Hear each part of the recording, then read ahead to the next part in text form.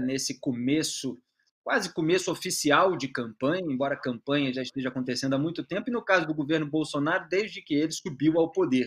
E ele, nesse fim de semana, fez a sua convocação para o 7 de setembro, onde ele quer unir, evidentemente, as Forças Armadas, as Forças Auxiliares e os cidadãos brasileiros, os eleitores, porque o que ele está tentando fazer é sequestrar o dia da independência, o desfile militar, para usar em prol da sua campanha a reeleição.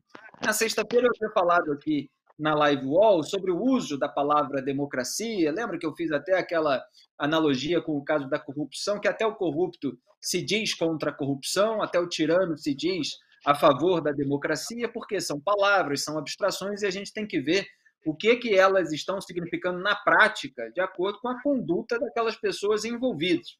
Então, nesse discurso, Jair Bolsonaro, seguindo aquilo que eu estava apontando, ele fala em defesa da democracia. Na verdade, a gente sabe que existe uma ameaça golpista no ar, que ele fica alimentando, sem garantir que vai respeitar o resultado das urnas, e depois a gente vai ver o pronunciamento do presidente do STF, Luiz Fux. Mas vamos uma coisa de cada vez.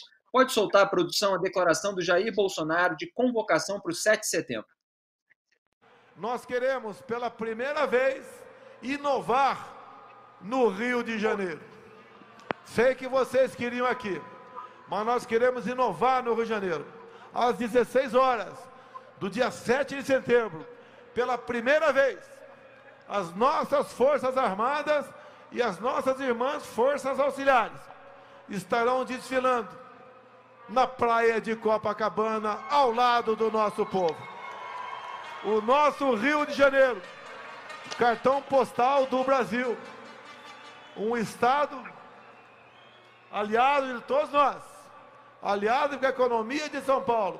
Vamos mostrar que o nosso povo, mais do que querer, tem o direito e exige paz, democracia, transparência e liberdade.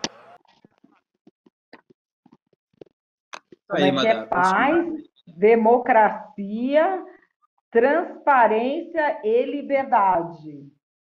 Tudo que ele tudo que ele acaba combatendo na prática, né, mas defendendo na retórica, porque a gente tem visto o que ele faz no governo e contestado aqui no programa. E sabe que isso me lembrou, Felipe? Outro dia eu estava fazendo um artigo para um think tank que eu faço parte, o Instituto Montese, de um discurso do Xi Jinping em Taiwan. O nosso amigo jornalista Augusto de Franco até comentou isso, que a grande cartada da retórica política do Partido Comunista Chinês é você fraudar a palavra democracia. E ele faz, é uma retórica, na verdade, não é essa chinelagem do Bolsonaro, é um negócio inteligente, apesar de ser manipulador. Ele vai colocando a democracia como um estado em que todos teriam acesso a determinados tipos de bens de consumo, e que isso seria, então, o básico para você ter liberdade, e isso e aquilo. E aí ele conclui dizendo, finalmente com a China, Taiwan terá a verdadeira democracia.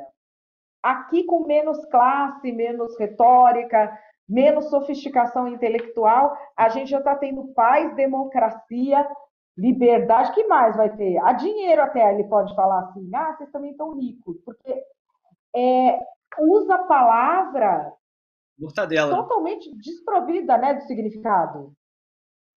Completamente desprovida de significado. Por exemplo, transparência, a gente já até tinha comentado, ele faz parte desse governo que decreta 100 anos de sigilo sobre todos os processos que podem causar algum tipo de desgaste para o presidente. Daqui a 100 anos a gente vai descobrir ainda mais podridão no governo Bolsonaro, que ele não quer revelar agora. O orçamento secreto ganhou esse nome justamente por ser secreto, quer dizer, por faltar com a transparência. Isso foi feito com o aval de Jair Bolsonaro e dos próprios bolsonaristas no Congresso Nacional. Durante 2 anos, os parlamentares ficaram pegando dinheiro do orçamento sem dizer para a sociedade brasileira que estavam fazendo isso e distribuindo de uma maneira também não exatamente rastreada e que não veio à tona com toda a luz que exige, apesar de uma pressãozinha pequenininha feita só pela ministra Rosa Weber.